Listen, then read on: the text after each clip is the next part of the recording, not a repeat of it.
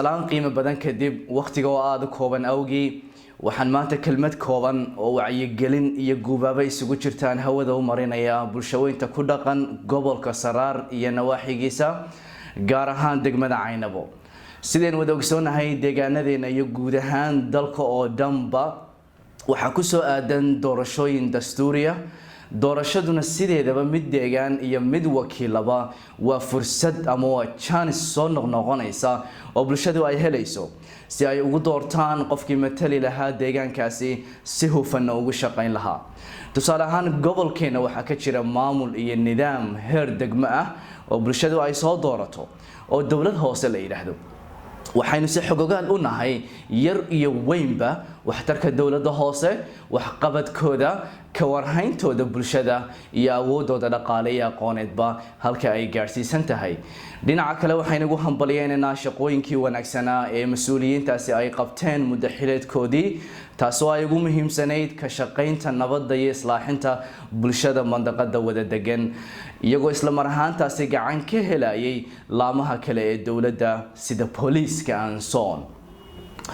dabka shacab weynaye dhalinyaro ahaan waxa markastaba inala gudboon inaan still garab istaagno oo aynu la shaqeyno mas'uuliyiinteena wixii dhaliila ee markaas aynu hayno ama shaqadooda ku saabsan aynu si hufan oo xushmad iyo nabadi ay ku jirto aynu ugu soo bandhigno inta haddii aan ka gudbo inteena baraha bulshada daawata ama akhbaaraadka daawata waxaynu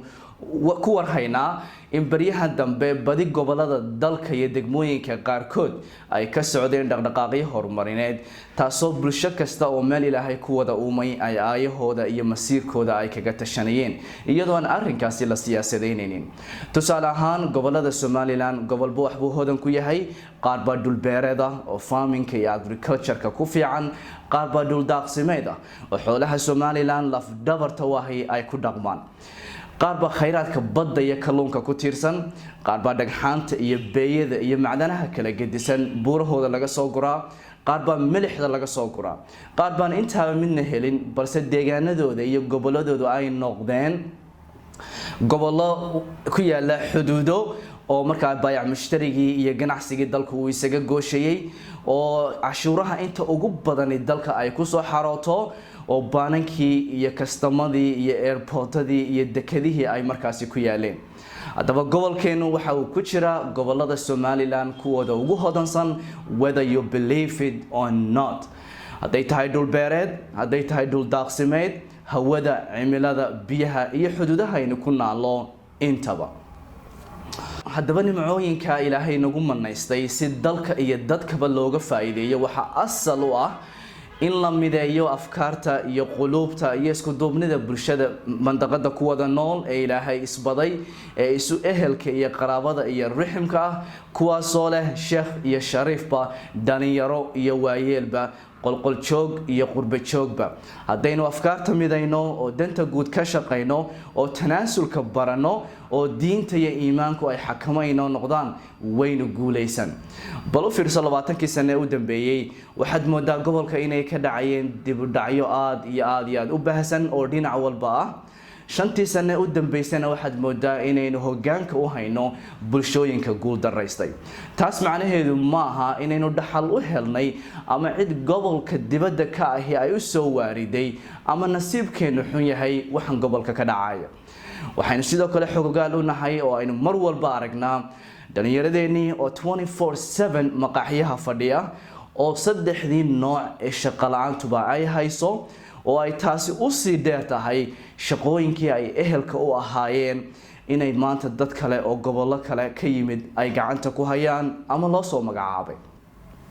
jaamacad la'aanta gobolka ka jirta baynu ka warhaynaa oo ubadkeenu markay dugsiga sare ka soo baxaan meel ay burca ugu dhowdahay ay jaamacadii waxbarasho ay soo doontaan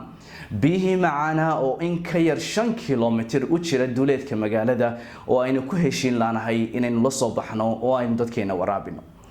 dib u dhiska ceelkii weynaa ee qadiimiga ahaa ee gobolku caanka ku ahaa dib u dhiska garoonkii weynaa ee kubadda cagta ee gobolka dib u dhiska airportkii weynaa ee 1995 kii ay diyaaraduhu ka duuli jireen ee gobolku lahaa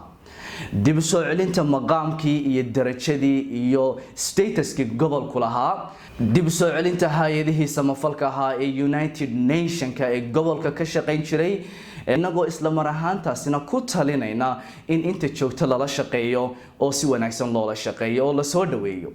dib u soo celinta shacabkeenii 15 sano u dambeeyay uga guuray magaalada, waxbarasho la'aan, caafimaadkii oo aan dhammaystirnayn, cidhiidhiga biyaha nadiifta ah, and so on and so far, iyagoo isla mar ahaantaasina camiraya oo maal gashanaya oo tiro iyo tayaba ku kordhinaya gobollo kale oo dhigeena ah.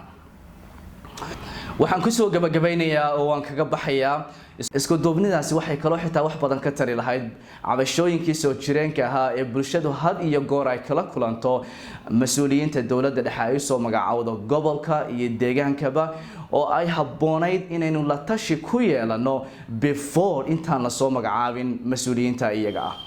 waxay sidoo kale wax badan ka tari lahayd xildhibaanada ama nimanka sharaxnaa ee hore aynu gobolka u soo saaray iyo kuwa uu hadda soo saari doono inay bulshadu la xisaabtanto oo ay wax iska weydiiso waxqabadkoodii muddadii ay qabteen, muddadii ay xilka hayeen iyo wixii uu qabsoomay, inay bulshadu wax iska weydiin karto oo